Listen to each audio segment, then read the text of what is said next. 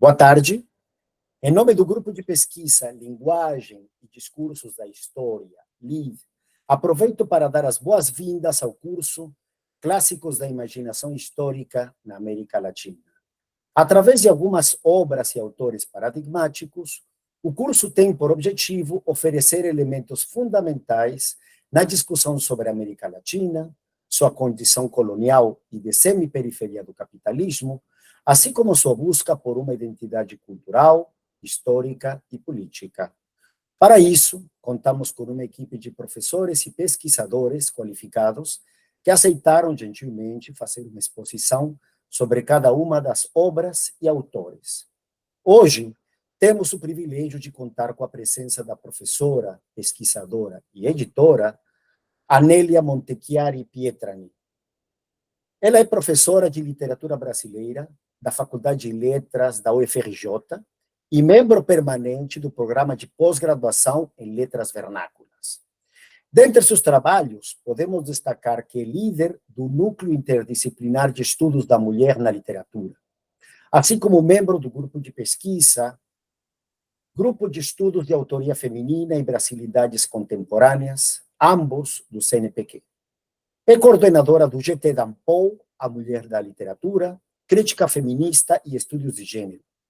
Tem sido professora visitante na Indiana University e da Università degli Studi di Padova.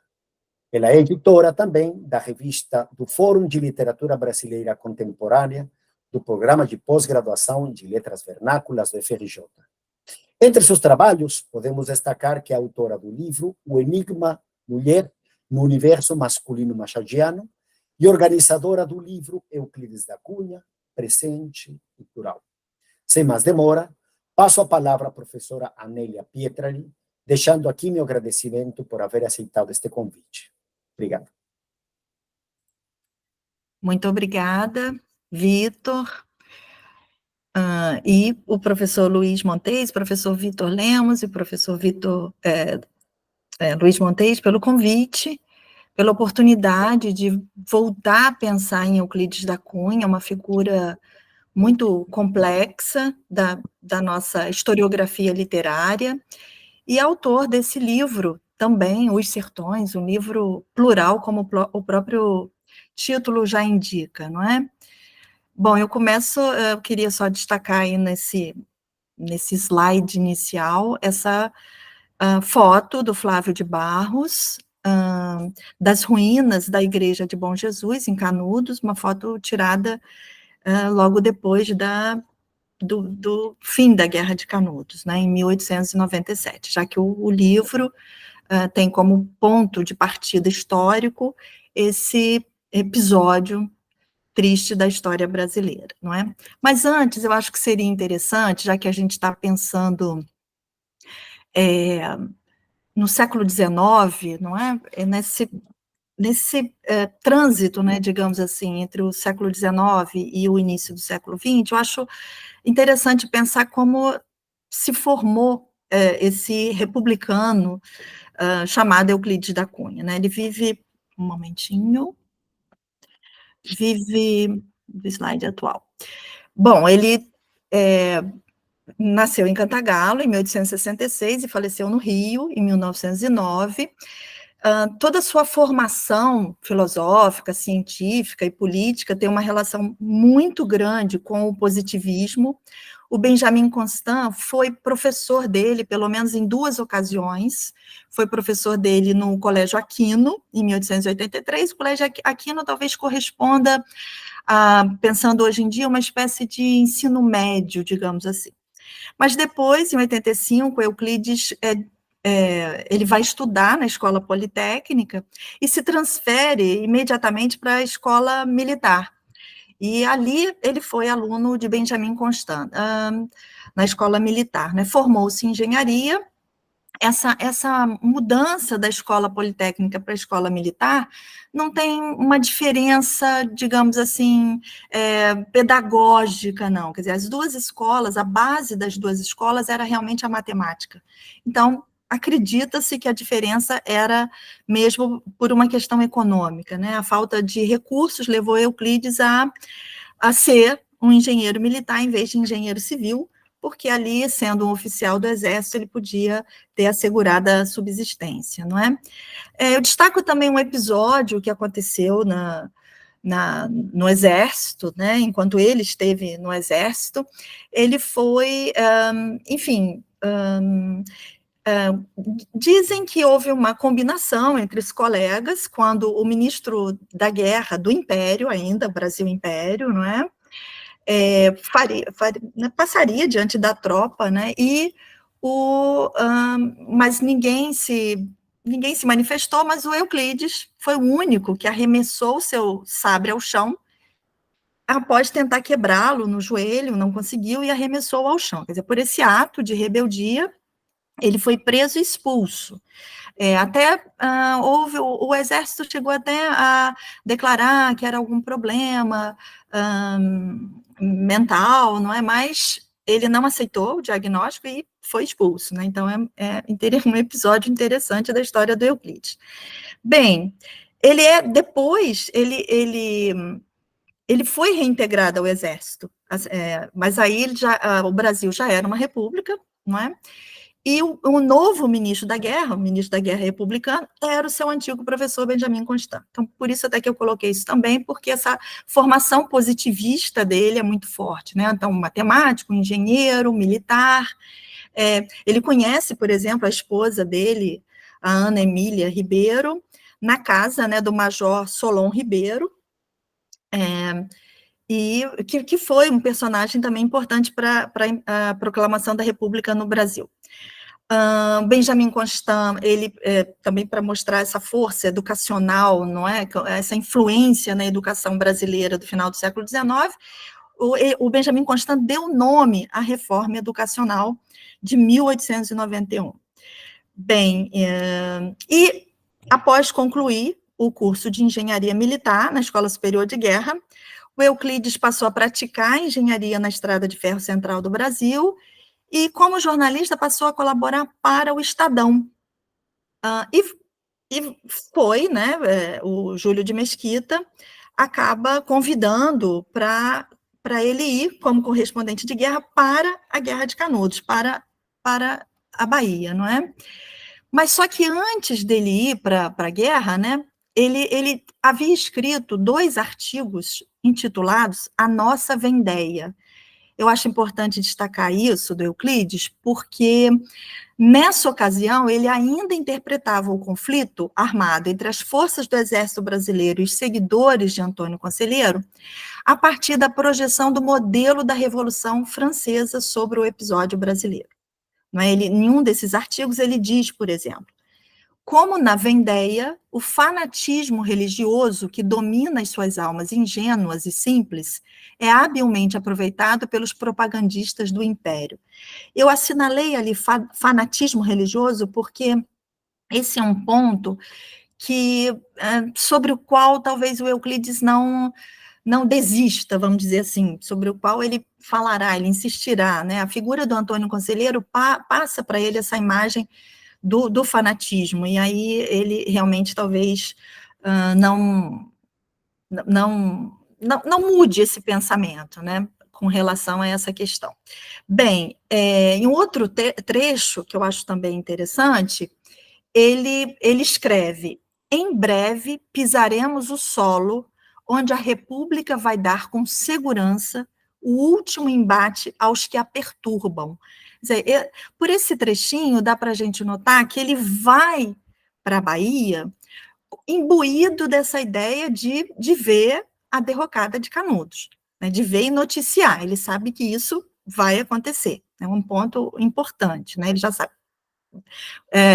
Isso vai ser, e é interessante observar que ele diz com segurança, né, a República vai dar com segurança o último embate àqueles que a perturbam. Destaco também que nos seus poemas da juventude, ele escreveu vários poemas com nomes de expoentes da Revolução Francesa, Danton, Marat, Robespierre. Isso mostra esse pensamento aí nele, desde bastante jovem, desse modelo da Revolução Francesa, né? Ele ficou digamos, pouco tempo no sertão, né? Ele chega, ele sai da Bahia, de Salvador, em 30 de agosto, então chega a Canudos em 15 de setembro, e retorna de Canudos em 1º de outubro de 1897, fica muito pouco tempo lá. E volta, portanto, antes do fim da guerra, né, que foi dia 5 de outubro, que foi o fim, realmente, do sítio, né, o fim de Canudos, desse lugar. Nessa ocasião, ele escreveu 22 textos, 22 reportagens, enviou para o Estado de São Paulo, né, para o Estadão, e o Estadão chegou a publicar alguns excertos. Depois, esse material foi publicado no diário, num livro chamado O Diário de uma Expedição. Mas eu queria marcar, não é, algumas entradas dele, alguns trechos de entradas. Por exemplo, no dia 15 de agosto, ainda, né? Quando voltarem vitoriosas as forças que ora convergem aqui, completemos a vitória. Eu acho essa passagem muito interessante. Ele está certo de que vai haver uma vitória do exército brasileiro, mas aí ele pensa, completemos a vitória. E ele diz que pelas estradas, ora abertas à passagem dos batalhões gloriosos, que por essas estradas, amanhã silenciosas e desertas, siga, depois da luta, modestamente, um herói anônimo sem triunfos ruidosos, mas que será, no caso vertente, o verdadeiro vencedor, o mestre-escola. Eu acho essa uma passagem muito interessante do diário dele, porque ele diz, não basta essa intervenção do exército, ele é bem idealista nesse ponto, digamos assim, não é? Porque é preciso completar essa vitória. Então, claro, ele está certo, está defendendo o exército brasileiro nesse momento, não é? Mas ele sabe que tem que ser substituído, que esses batalhões, esses ruídos desses batalhões, têm que ser substituídos pelas estradas silenciosas onde o mestre-escola vai percorrer. Isso é muito interessante pensar, porque é como se a gente pensasse assim, bom, aconteceu a guerra, aconteceu como se tipo, quase não sobrou ninguém, enfim, isso a gente vai falar depois, mas ele tem uma ideia de que é preciso, de que a ideia de civilização dele tem a ver com a questão educacional, e isso talvez a gente possa pensar também com muita força. Eu acho isso muito interessante, não é? Quer dizer, depois que se faz a guerra, a vitória, bom, e aí, como é que a gente vai, o que a gente vai fazer depois disso, não é? Acho até uma ideia interessante para a gente pensar a nossa atualidade também. Sempre acho o Euclides muito atual. Bem, e aí eu destaco um outro trechinho do diário dele, de 24 de setembro, portanto, ele já lá em Canudos, né, já quase no fim da guerra, mas que aí ele reitera essa ideia do tumulto, da fuzilaria intensa, e talvez já indicando uma preocupação maior com aquilo, já não é, digamos assim, uma guerra que teria um propósito de levar a república, né, contra esses propagandistas do império. Eu acho que ele já está percebendo o extermínio que foi. Bem, mas aí um ponto que eu sempre gosto de destacar, é um outro documento do Euclides, né, então tem as reportagens que compõem o Diário de uma Expedição, mas tem também a caderneta de campo de Euclides, que só veio a público, digamos assim, né, só em 75, então na época da ditadura militar no Brasil. Eu acho interessante que o professor Olímpio de Souza Andrade tenha retomado esses escritos, tenha organizado, e isso tenha sido publicado exatamente na época da ditadura militar no Brasil, não é? Porque aí a visão também que já se começa a ter sobre a Guerra de Canudos é importante, não é? Mas na verdade eu coloquei esse trechinho porque ele fala na caderneta de campo, ele anota sobre uma professora que havia lá, a escola mista, né, uma coisa muito interessante em Canudos, mas que, infelizmente, isso eu devo confessar, eu não perdoo Euclides por isso, ele não transfere essa informação para os sertões. Quer dizer, né, então, quer dizer, toda essa preocupação que ele tem com o mestre-escola, mas o mestre-escola tem que vir de outro lugar também, não é? Né? Essa escola ali, meio que a escola de Canudos, ele silenciou. Bem, e o processo de escrita de Os Sertões também é um processo, quer dizer, ele leva 5 anos, né? Tem as anotações, tem as reportagens, tem a caderneta de campo, mas esse livro só vem a público em 1902. Então, dá para ver, não é? Eu gosto até de pensar nessa metáfora da ponte que ele está construindo lá em São José do Rio Pardo, que é onde ele escreve realmente Os Sertões, onde ele transfere os documentos que ele escreveu no calor da hora, mas refletindo, interpretando esses documentos, não é? E aí é que é interessante observar como que em Os Sertões, nesse livro Os Sertões, a gente está diante de um homem indeciso mesmo, não é? E até a forma que a gente vai ler esse texto, né? Como ler esse texto? O que ele é? Ele é um documentário, é uma reportagem, é um relato de guerra, é um tratado de geografia física, é uma crônica, é um romance histórico, é uma epopeia em prosa. Aí eu fui escrevendo assim, depois eu vou observando, não, talvez seja, pensando nas páginas finais, talvez seja mais uma anti-epopeia, não é? Ou é um drama trágico, enfim, né? Que texto, né? A marca desse texto talvez seja exatamente essa intergenericidade, não é? E isso é interessante porque quando a gente vai lendo o livro, a gente vai percebendo essa indecidibilidade narrativa também, como contar essa história, digamos assim, como falar do sertão, da terra, como falar desse homem, Antônio Conselheiro, e todas as figuras que estão em torno dele, né, o sertanejo, as mulheres que acompanham o Antônio Conselheiro, são figuras muito interessantes, e como narrar também a luta, a história, não é? Então, talvez ele se pergunte isso também o tempo todo, não é? A ideia de tripartir o livro pode sugerir inicialmente mesmo a ideia de uma visão determinista, né? A terra, o homem como um produto do espaço, da sua história, mas, claro, né, a gente percebe que é um homem indeciso, digamos assim, mas que está lidando com essas visões do século XIX, com essa visão determinista, com essa visão positivista, mas aí me chama a atenção, por exemplo, que é um texto cheio de reticências e exclamações. E aí é muito curioso, porque um texto positivista, talvez, não devesse ter tantas exclamações, tantas reticências, tantas dúvidas, não é?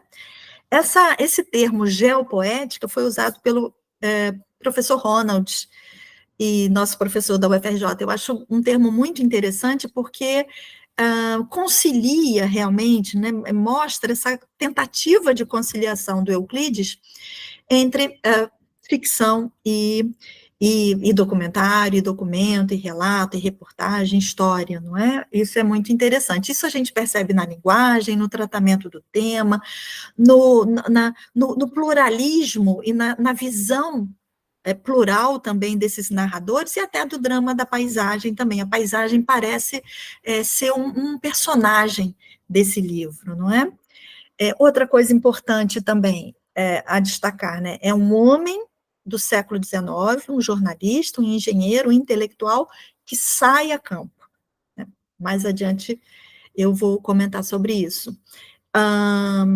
E esse ponto importante, quer dizer, esse homem indeciso sobre como narrar, sobre como nós devemos ler, sobre questões científicas, digamos assim, do século XIX, sobre os seus ideais republicanos, e ele parece colocar em dúvida muita coisa, mas me parece ser coerente com uma visão republicana, não é? Bem, eu coloquei aqui excertos da nota preliminar, essa nota foi escrita em 1901, né, ele data isso, é o que abre o livro, Os Sertões, e ele começa realmente, esse fragmento que eu destaquei, ele começa admitindo, não é, a deplorável situação mental em que jazem essas sub-raças sertanejas do Brasil. Então, quer dizer, a gente está diante de um homem que, hoje, não é, nós chamaríamos de racista, não é, que tem essa visão do que é esse mestiço, não é? E, e com essa visão também de que essas raças, digamos assim, não é, estariam destinadas ao desaparecimento, tanto por conta das exigências da civilização, quanto da concorrência das correntes migratórias que começam a vir para o Brasil, né? Interessante essa visão. Em um outro texto de Euclides, ele até fala da imigração italiana, isso bem adiante, mais adiante, no livro dele, Depois dos Sertões, que é a margem da história. Ele fala que, por exemplo, o governo dá todo o apoio à imigração italiana, mas não dá apoio, por exemplo, aos sertanejos que saem das secas nordestinas e vão para a Amazônia. Eu acho interessante essa comparação. Lá, né, nesse documento de 1909, né? Mas aqui ele já estava pensando isso, ele já estava pensando como que as correntes migratórias já vão também, na cabeça dele, né, promover essa extinção dessas sub-raças aí. E destaco alguns outros trechos, né, a velocidade adquirida pela marcha dos povos, retardatários hoje, amanhã se extinguirão, a civilização avançará nos sertões, e aí eu acho curioso, né, então a campanha de Canudos é um primeiro assalto, não é? É uma primeira coisa com relação a isso, mas a luta vai ser longa, e aí ele começa a mostrar, quer dizer, nós é que realizamos, eu não vou, como se ele dissesse, eu não vou enfraquecer essa luta, essa campanha de Canudos, só porque nós, filhos do mesmo solo, a realizamos, né, nós que não temos tradições nacionais uniformes, mas aí olhem que interessante, nós também, né, eu acho interessante ele usar esse nós, quer dizer, ele tem consciência desse distanciamento, né, nós do litoral, né, nós do litoral, filhos do mesmo solo, mas que vivemos parasitariamente à beira do Atlântico, dos princípios civilizadores elaborados na Europa. Esse olhar transatlântico, e armados pela indústria alemã, né? Esse olhar transatlântico, essa visão de que o litoral é parasita, né, da Europa, é uma imagem muito interessante. E aí, quer dizer, mas ele muda um pouquinho, se a gente observar, porque ele diz assim, aquela campanha lembra um refluxo para o passado, e foi um crime, denunciemo-lo. E ele, a seguir, vai admitir que não vai dizer meias verdades, e que vai ser um narrador sincero. Né? Como que, até aqui na nota preliminar, a gente já começa a observar essa indecidibilidade de Euclides, não é? Claro que é muito difícil escolher trechos do Euclides, eu escolhi alguns, mas neste aqui, eu escolhi alguns, né, da terra, outros do homem, outros da luta, e alguns aspectos também, né, porque é um texto, como eu disse, né, como se diz, é um texto muito plural, não é? Esse aqui eu destaquei para complementar aquela questão do olhar transatlântico, do litoral, não é? E ele usa aqui uma expressão que eu acho muito interessante, que ele diz assim, ninguém da ciência foi lá ver, né, conhecer aquele rincão sertanejo, definir aquilo, estudar aquilo, observar, não é? Quer dizer, bem a visão do cientista, não é? de ir a campo, né, não ficar, como diz o Mário de Andrade, abancado a sua escrivaninha em São Paulo, não é? Não, Euclides é um intelectual que vai a campo, e ao mesmo tempo ele tem consciência desse distanciamento, nós e eles, não é? Eu acho que isso é uma coisa interessante que o Euclides faz, porque é claro que a visão que ele está dando é a visão de um homem, a visão que ele está dando do sertanejo é a visão de um homem do século XIX do litoral. Mas o fato dele, comparando assim rapidamente com o sertanejo de José de Alencar, por exemplo, o Alencar, ele não, eu diria que ele não problematiza esse distanciamento, não é? Nós lemos o sertanejo, nós temos plena consciência de que aquilo tá, e no caso o Alencar é um cearense, né? Mas escreve para um público do litoral, da elite do Rio de Janeiro, digamos assim, a elite intelectual, né? E aqui o Euclides ele já começa a colocar em questão essa consciência do distanciamento. Colocar em questão, não, colocar em evidência a consciência do distanciamento. E para mim a expressão fantástica que é, né, o fato de não querer saber, o fatalismo que vai levar ao fim daquelas sub-raças, não é? Então, não precisamos saber, isso vai acontecer, e né, com a nossa indiferença, vamos dizer assim, né, diante disso, com uma inércia cômoda de mendigos fartos. Eu acho essa expressão muito interessante, né, ficamos parados, acomodados, e sendo mendigos fartos, quer dizer, pedintes, digamos assim, com esse olhar para a Europa, né, se fartando desse olhar, mas esquecendo-se, não querendo mesmo, né, acomodando-se, ficando inerte diante desse Brasil do interior, né, eu acho isso muito interessante, essa expressão. Esse trecho aqui eu destaquei, infelizmente eu adoraria ler esses trechos, a questão da linguagem Euclides é muito forte, mas por isso até que eu fui assinalando. Esse trecho é da Terra, não é? Não consigo pensar essas partes separadas, não é? A Terra, durante muito tempo, se disse que era um tratado geográfico, físico, não é?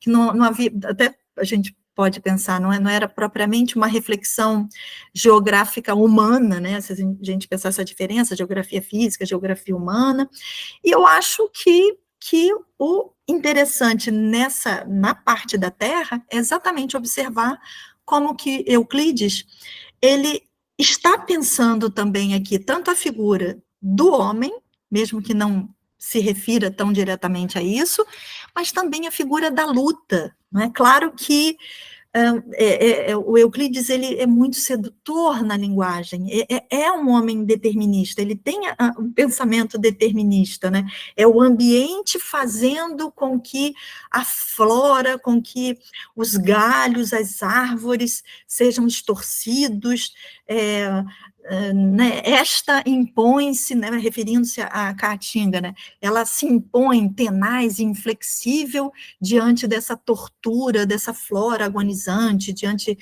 isso é claro que sim, quer dizer, há uma luta pela vida, mas isso chama muita atenção de Euclides, porque meio que desconstrói também a ideia de uma ideia fatalista, né, quer dizer, essas árvores, elas estão vivendo uma batalha surda, elas têm um aspecto anormalíssimo, elas têm que fugir do sol, que aqui nesse trechinho ele compara com as florestas, né? Enquanto as florestas buscam o sol, aqui o sol é o inimigo que tem que evitar. E claro que usando esses termos bélicos também, e pensando que ele reescreveu isso tudo depois, né, nos 5 anos em que ele fica construindo a ponte, eu acho interessante ele pensar que ele não tripartiu tão bem assim os sertões, né, digamos, o livro, não é? Enfim, né, a Caatinga estende, alimenta-se, rompe, ela está pronta a transfigurar-se. Então, quer dizer, existe uma personificação, uma atuação, eu prefiro usar a palavra atuação, que ela não é exatamente uma personagem, mas ela atua, a Caatinga atua, não é? Iludem as intempéries. E aí também eu acho muito interessante quando ele vai descrever as árvores, né, que parecem raízes. Não, não são raízes, são galhos. E vai falar eu acho que eu não coloquei esse trechinho, mas ele mostra como o fato de serem galhos, como que são braços que se reúnem, não é? Bom, bem, é nesse fragmento que ele também fala das favelas, é bom lembrar, não é? Que é uma planta que era comum, anônima ainda na ciência, né? Mas, então, ele está usando, se é anônima na ciência, ele está usando o termo que era usada pelos sertanejos, né? Pelos tabaréus, como ele diz aqui. No trechinho abaixo, eu assinalei canudos de pito, e olhem que interessante, é uma parte que ele está descrevendo várias plantas que ele viu lá, eu cortei, só deixei as favelas e os canudos de pito, e ao invés dele dizer, os canudos de pito deram o nome ao vilarejo de Canudos, não, ele poetiza aqui, né, destinados a emprestar o nome ao mais lendário dos vilarejos, e aí vem as reticências, não é, que sempre me chamam a atenção. É o trechinho de baixo, que fala isso, dessas plantas que aqui, né, ali no sertão, elas, em outros lugares, elas seriam isoladas, mas ali elas se associam, exatamente por causa de suas raízes solidárias. Eu acho isso uma imagem muito interessante para a gente pensar depois a figura do sertanejo que luta, a figura do... Enfim, não é isso, eu acho que ele já está preparando aqui o seu leitor para pensar nisso também, porque, como eu disse, é um homem indeciso, é um homem que joga com os pontos de vista, né, do exército brasileiro, né, e do sertanejo. Isso é muito interessante de se observar. E ele termina isso, não é, dizendo que essas plantas sociais solidárias, que têm raízes solidárias, que ali se associam, não é, vivem, e repete, vivem é o termo, porque há, nesse fato, nessa associação solidária, um traço superior à passividade da evolução vegetativa. Né? Bem, aqui, esse trechinho, é porque eu acho também que a ideia que se tem sudestina, digamos assim, né, do sertão, infelizmente até ainda hoje, é uma ideia de que o sertão é estéril, não produz nada, e eu acho muito interessante, o Euclides, ele traz essa imagem, né, o sertão é um paraíso, ok, mas ele coloca num parágrafo, num período único, longo, com consoantes oclusivas, né, estrídulo estreptar maxilas percutindo, né, vários bichos aqui, caititus, queixados, eu acho interessante isso, as seriemas de vozes lamentosas, né, as sericóias vibrantes, elas cantam, então também são figuras bastante atuantes, né, e os mocós espertos, alegres, na verdade são as sussuaranas que pulam alegres e caem nas socaias, né?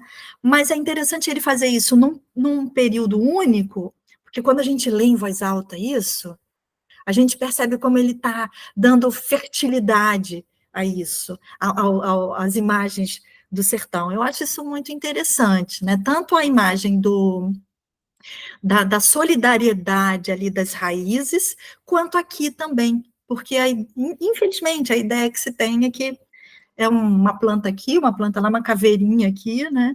Eu acho isso bacana do Euclides. Bem, bom, como eu disse, né, não, é um homem que é imbuído do racismo, não é? Dessa ideia de uma raça superior à outra, e como que essa mistura de raças é prejudicial, segundo ele, não é?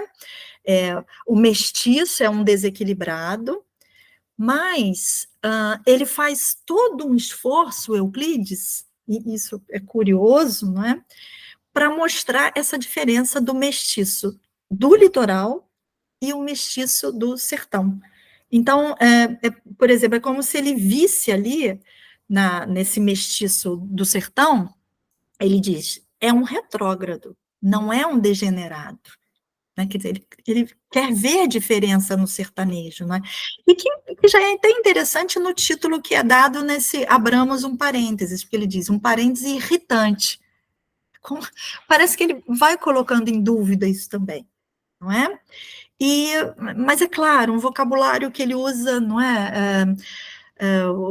Essa, né, a evolução psíquica, por mais demorada que esteja destinada a ser, mas vai acontecer uma evolução, né? De sorte que, como é que vai acontecer essa evolução? Despeada da existência selvagem, para alcançar, né, pode alcançar a vida civilizada. Então, essa contraposição, né, entre barbárie, existência selvagem e vida civilizada, que o exército republicano estaria trazendo através da guerra e que ele esperaria que continuasse através do mestre-escola, vamos dizer assim. Não é? Bem, aqui, porque como eu sou uma estudiosa, como o Vitor falou, da, da, das mulheres, eu não poderia deixar de destacar alguns trechinhos, porque são personagens muito interessantes em Os Sertões. Né? Exatamente nesse momento, na parte, o homem, não é, que ele fala do Antônio Conselheiro, e realmente ele, falando de uma forma bem pedestre, digamos assim, não perdoa o Antônio Conselheiro, acha que levou que o Antônio Conselheiro com essa ideia messiânica, né, levou todo mundo a isso, não é? Bem, e todo um projeto antirrepublicano, porque monarquista, digamos, enfim, o negócio é mais complexo do que isso, mas em termos assim do messianismo de Antônio Conselheiro, ele realmente isso, né, a loucura até do Antônio Conselheiro para ele, não é? Mas eu acho interessante pensar como que Euclides descreve as mulheres que estão ao redor do Antônio Conselheiro, quer dizer, as beatas bruxas das igrejas, e aí ele descreve várias outras mulheres que estão ali, né, tanto honestas mães de família, quanto solteironas, desenvoltas e despejadas, todas elas nivelando-se pelas mesmas rezas. Uma imagem também interessante, né, das velhas, né, que o Euclides compara a viragos, que ao entoarem uma prece, isso é um pecado mortal, né, então ele é bem, bem duro com relação a essas bruxas das igrejas, não é? A descrição delas, fisicamente, né, a roupa, os pouquíssimos adornos que usam, as vestes encardidas, e assim, o único adorno, o único atavio que elas usam são os rosários, as verônicas, as cruzes, porque o Antônio Conselheiro permitia, era a única coisa que ele permitia, digamos assim, então sempre ele, não é? Mas é interessante porque ele consegue ver, né, em meio a essas grenhas maltratadas, não é? Essas trunfas escandalosas, essas bruxas, essas viragos, ele consegue ver um ou outro rosto formosíssimo, e aí eu acho interessante porque ele associa esse rosto formosíssimo com o tipo judaico, né, mas aí volta, né, Madonas emparceiradas a fúrias, enfim, o desvario místico, profanação. Vou ter que ir andando um pouquinho, senão eu fico muito lento. Outro ponto muito importante também, aqui já é da parte da luta, não é? E que eu estou chamando aqui de guerra de narrativas, principalmente depois da morte de Moreira César, né, que era o comandante da terceira expedição. Moreira César, ele era conhecido como um corta-cabeças, né, tinha sido vitorioso aos olhos do exército, tinha sido vitorioso no sul, e aí ele é mandado para Canudos, e ele chega até a escrever no seu diário, não é? Estava se aproximando já de Canudos, Moreira César escreve: amanhã almoçarei em Canudos, e uma frase que a gente costuma repetir, porque o Moreira César morre em Canudos, não é? E a terceira expedição é derrotada, não é? Então, isso causou uma comoção muito grande, né? As notícias que chegavam ao litoral era que realmente aquilo não ia ter controle, né?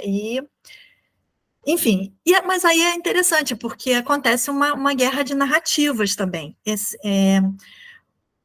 Que eu conheça, pelo menos, Machado de Assis é uma figura à parte disso. É curioso, porque o Machado, ele coloca sob suspeita esse Antônio Conselheiro. Ele não... Será que é isso mesmo? Será que ele é um louco e tal?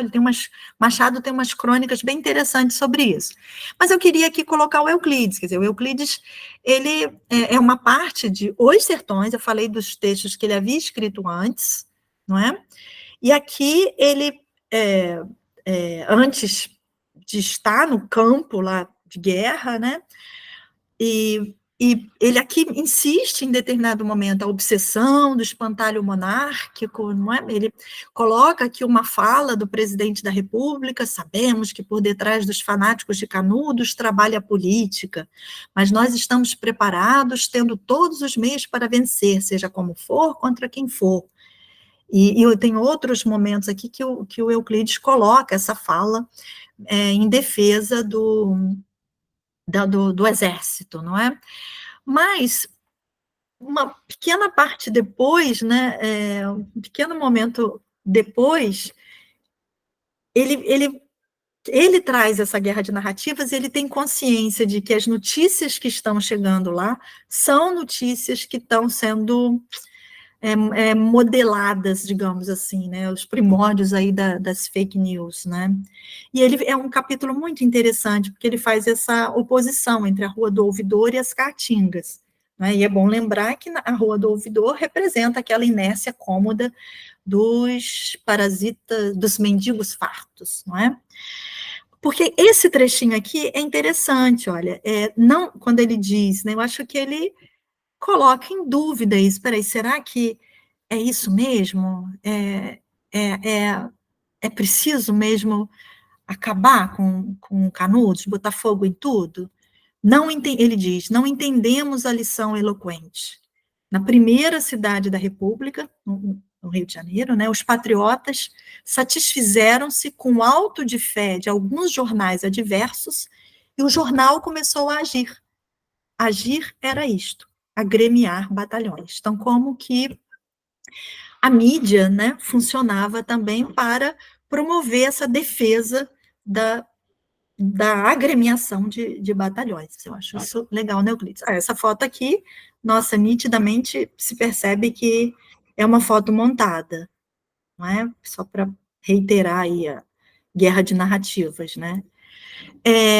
Aqui eu trago de volta as mulheres, já em outro momento. Aqui é o momento das mulheres as mulheres prisioneiras, não é?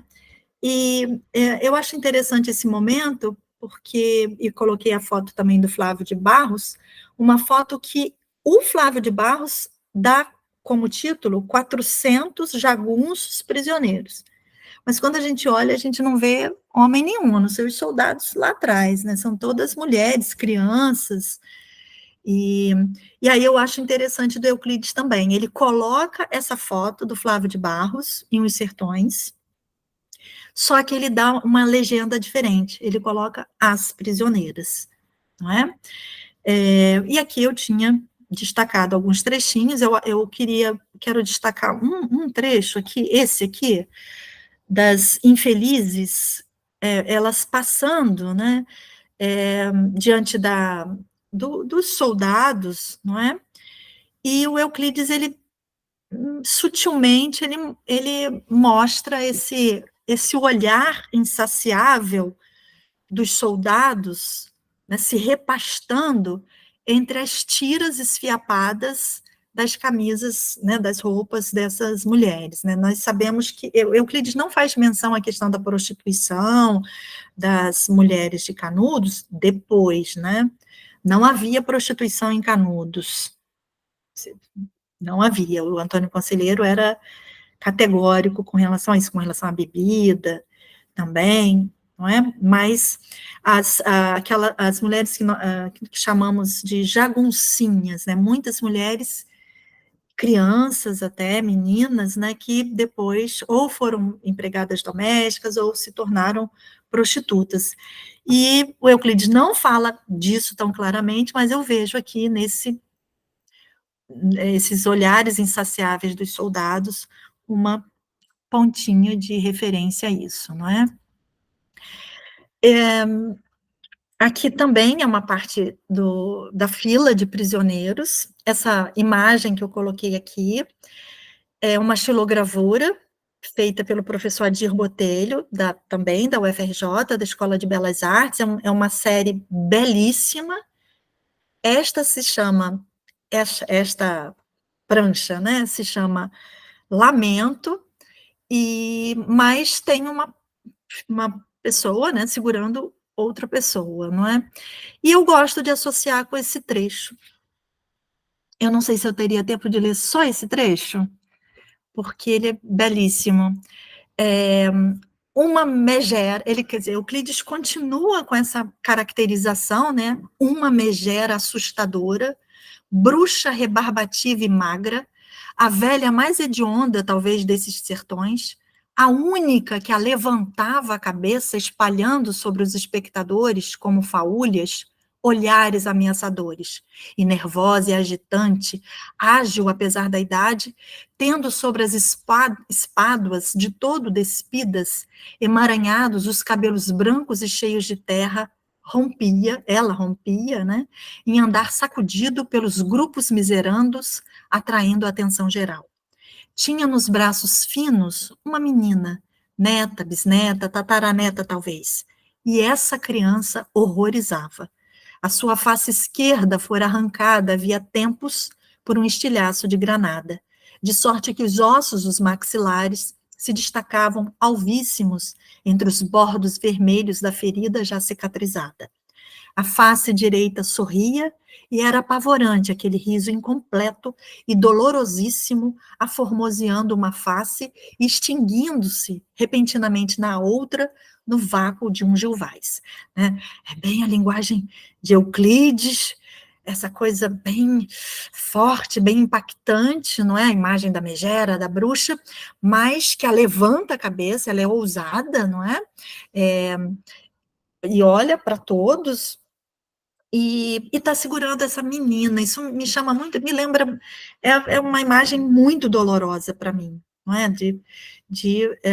Como se fosse mesmo uma pietá sertaneja. Eu disse isso num texto, em certa ocasião, e porque me choca muito isso, né? E essa menina com essa face cortada. Depois desse período, desse parágrafo, né, não tem um período só, não, tem vários períodos, mas ele é tão coeso, não é? O Euclides escreve esse parágrafo muito curto, né? Aqui já não é mais a megera, já não é mais a bruxa, né? Não é mais a velha mais hedionda, é aquela velha carregava a criação mais monstruosa da campanha. Lá se foi com seu andar agitante, de atáxica, seguindo a extensa fila de infelizes, termina com as suas reticências, abrindo, né, a reflexão, e a ideia de que quem fez essa criação monstruosa foi realmente a campanha de Canudos, não é? Porque é um momento meio grotesco ali também do riso, macabro, né? Nessa ferida, né, já cicatrizada. Mas eu acho bacana que o Euclides, ele inverte um pouquinho, né? A velha, ela só está carregando essa criação. Quem criou esse monstro foi a campanha de Canudos. Bem, e também, o último ponto, para não me estender mais, eu acho muito curioso, né, que Euclides, no final, 4 páginas antes de terminar as 500 páginas, ele se coloca afásico. Ele diz, eu não tenho como contar, ninguém vai acreditar nisso, né? Fechemos esse livro. Não desafiaria a incredulidade do futuro a narrativa de pormenores em que se amostrassem mulheres precipitando-se nas fogueiras dos próprios lares, abraçadas aos filhos pequeninos?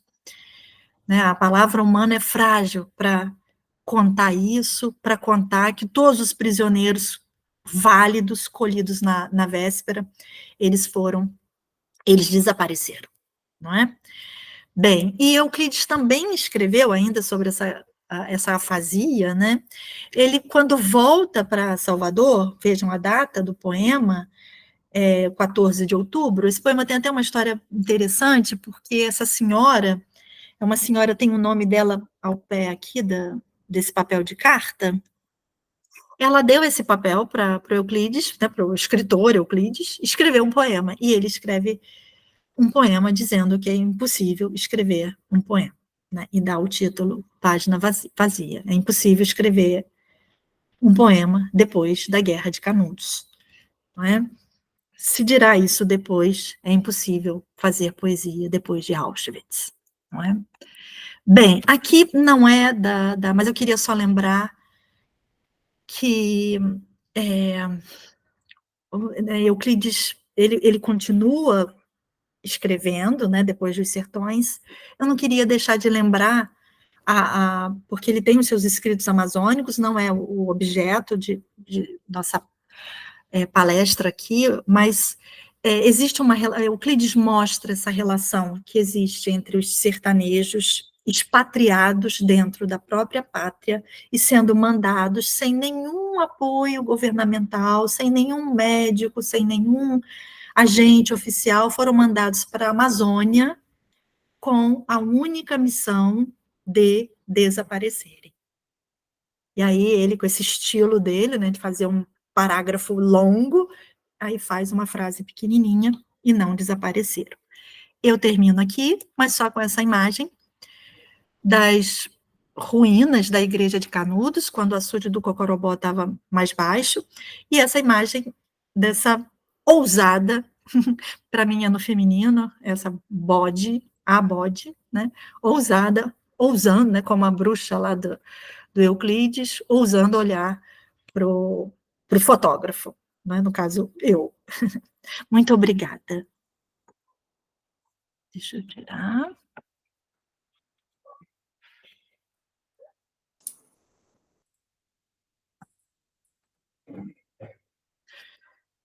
Desculpe a extensão da fala, acho que foi bem extensa, não?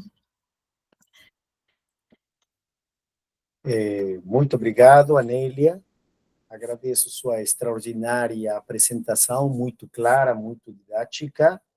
Foi perfeita, tá? Não foi extensa, foi aquilo que precisava, né? Você colocou elementos fundamentais, né, para poder entrar fazer uma leitura do livro do Euclides, né?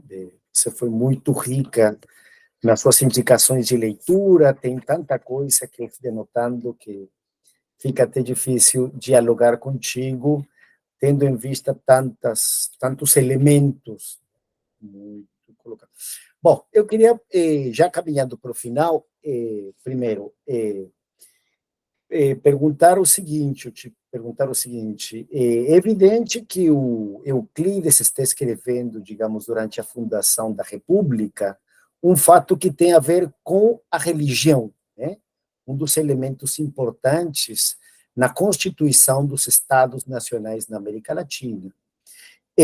No México, também no final da década de 90, por aí do século XIX, um militar chamado Heriberto Frias escreveu um livro que se chama Tomochic, tá? Que foi também uma rebelião dos índios Tomoche no norte do México, no estado de Chihuahua, e o exército foi lá para massacrar esses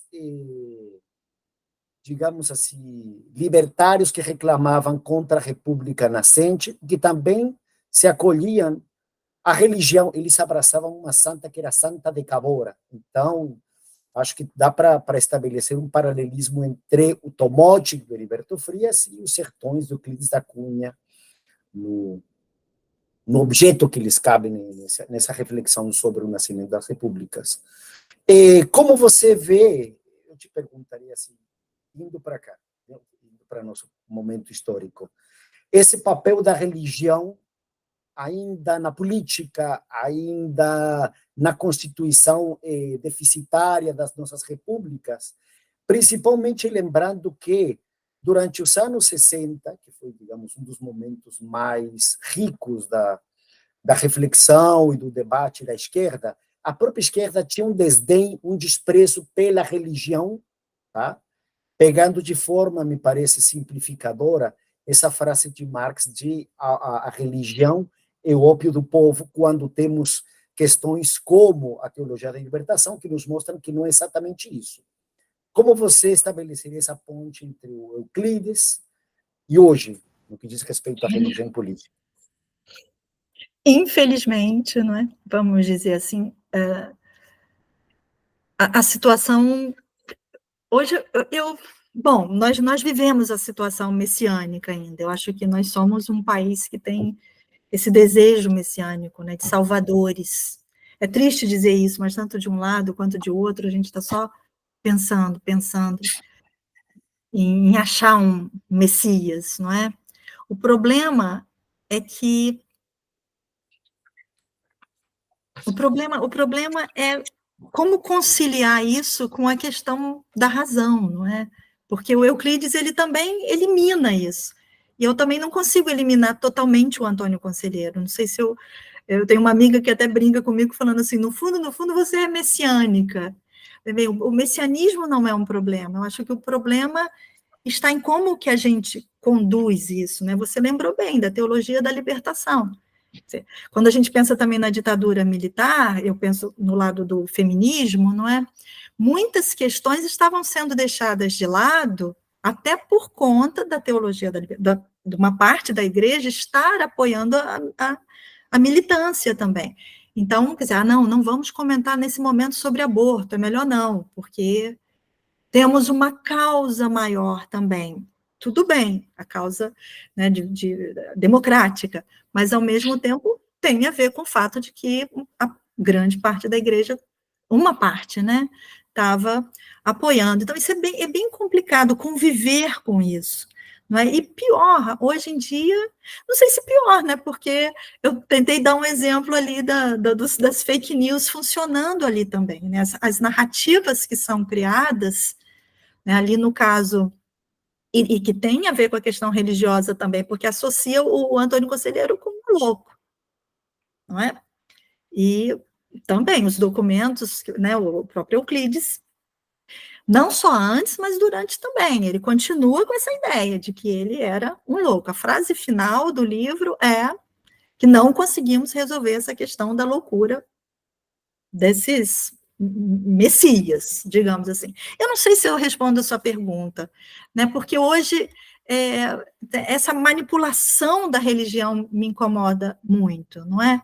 A gente vê por exemplo, o pastor Henrique Vieira, que é uma figura fantástica, e, ao mesmo tempo, um outro pastor que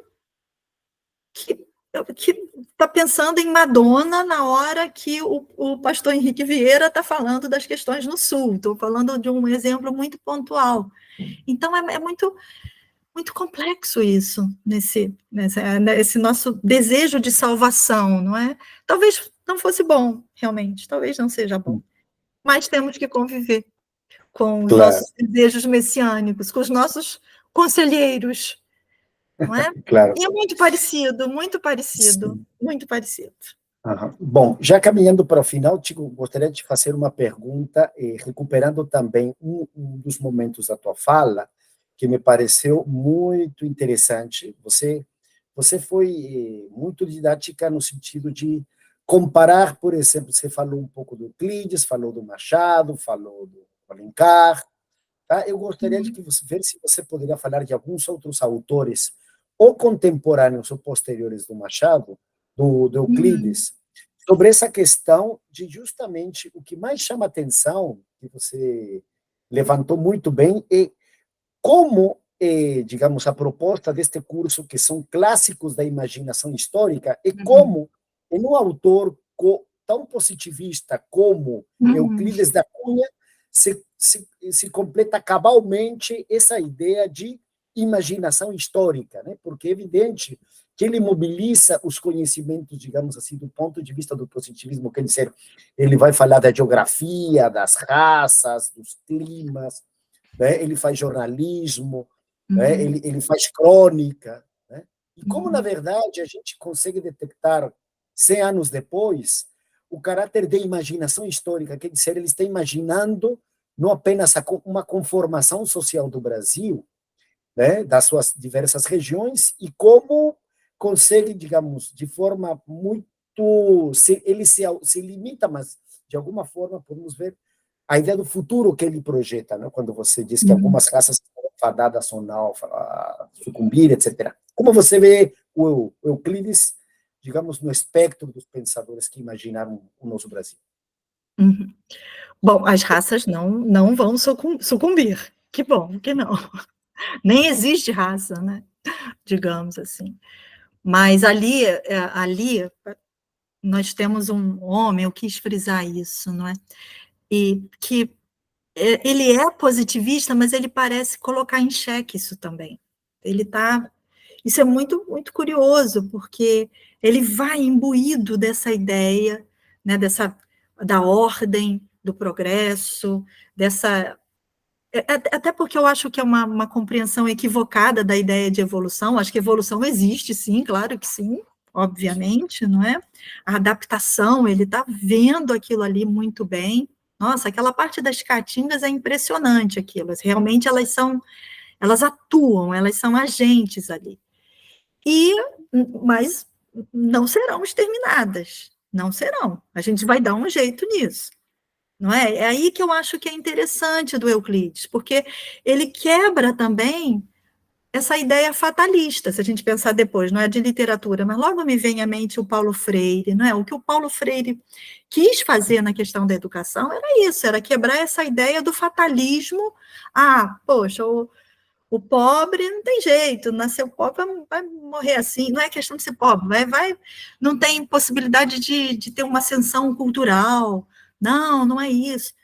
Não, o Cândido, depois que escreve aquele 1988, belíssimo, né? Nós pensamos, quando a gente fala em direitos humanos, a gente pensa em casa, comida, roupa, mas será que, pergunta do Cândido, será que o meu próximo pobre tem direito a ouvir Beethoven e ler Dostoiévski? Quer dizer, esses elementos estariam fora, não é? Eu acho que Euclides é um pensador assim, também, não é?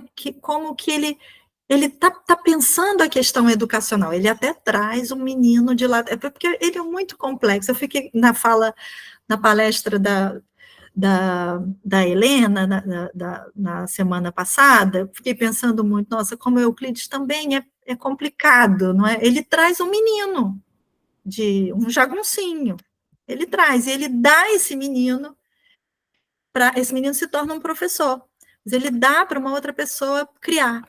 Então, sabe, isso é uma coisa meio que tratando como um bichinho, né? Se a gente for pensar, ao mesmo tempo que para ser educado, né? Então isso incomoda a gente um pouquinho antes. Já que você falou da questão da literatura, eu acho que seria bacana lembrar do Guimarães Rosa também, que eu acho que ele era leitor de Euclides, sem dúvida alguma, mas o Guimarães Rosa, se eu pudesse traçar assim, o sertanejo de Alencar, os sertões de Euclides, que eu acho que ele já coloca, como eu disse, ele coloca essa consciência desse distanciamento, e o Guimarães Rosa faz uma coisa que eu acho belíssima, né? Ele dá voz a essa figura, a esse sertanejo, porque o doutor, o Riobaldo, ele está falando, o senhor, o doutor, ele não fala nada, esse doutor. Então, isso é interessante, é uma diferença com relação ao Euclides, porque o Euclides a gente sabe que é a fala do homem do litoral, não é? Que está ali em dúvida, está atravessando uma ponte também, construindo essa ponte, e o Guimarães Rosa, não estou falando em evolução, não, estou falando em, não é evolução de um ser melhor que o outro, não nesse sentido, talvez evolução no bom sentido da palavra, não é? Mas de criar essa voz, imaginar essa voz esquecida ali, né, completamente, né? Que é o que o Euclides vai tentar fazer com o seringueiro, lá, nos seus escritos amazônicos também, que são fascinantes também, não é? Bem, e, olha, quando a gente pesquisa textos que foram escritos a partir da Guerra de Canudos, é coisa dessa. Então, tem muita gente pensando. E outros movimentos messiânicos, né, Vitor? O próprio Godofredo de Oliveira Neto, que fala do contestado, tem o Caldeirão também, tem um outro movimento messiânico que eu conheci há pouquíssimo tempo, que é o Pau de Colher, que foi também na Bahia, em 1938, na época de Getúlio. Olha, então, isso é recorrente, esse é o movimento messiânico e o extermínio disso, porque não basta só, sei lá, educar, vamos dizer assim. E mesmo assim, essas palavras são horríveis. Mesmo isso do Euclides, né? Educar, civilizar, afastar-se do selvagem. Eu não quero passar a mão na cabeça do Euclides, de jeito nenhum. É um homem em dúvida. Isso já é bom, não é? Claro. Não, o interessante é que, de qualquer forma, graças a ele, a ideia dele tem se adensado teoricamente. Sim, sim. Bom, muito obrigado, então, querida Anélia. Te agradeço muito a apresentação de hoje, que foi muito valiosa e preciosa para esse curso. E muito obrigado. Boa tarde. Obrigado. Obrigado.